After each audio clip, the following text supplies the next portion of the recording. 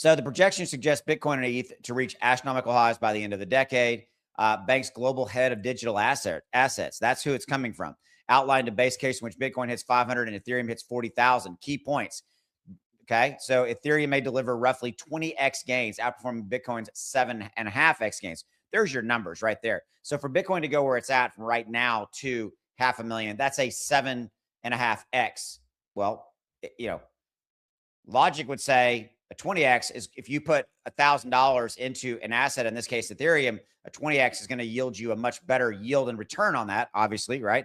Now, am I saying buy Ethereum over Bitcoin? That's your decision. I'm just pointing out the obvious case here, okay? And a yield for XRP, that's 30-ish plus X. Don't do math in public, somewhere in that area. And that's a better yield than even Ethereum as far as percentage moves up, okay?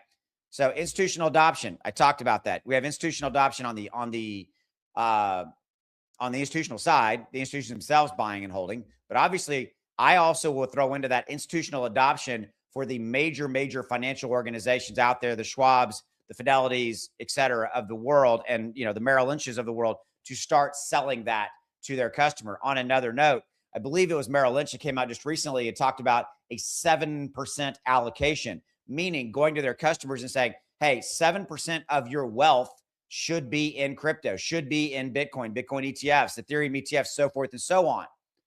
That's a much higher number than we've even seen last year when it was 1 or 2%, as far as what we were hearing, those respective numbers coming from the big traditional financial institutions. And again, you have adoption on the retail side as well. When those companies go to those people and say that, the numbers are going to go up because of that.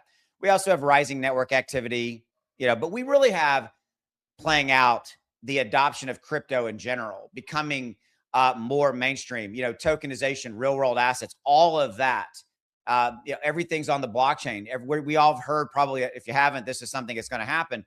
Every single stock transaction will ultimately be on the blockchain as well. Okay.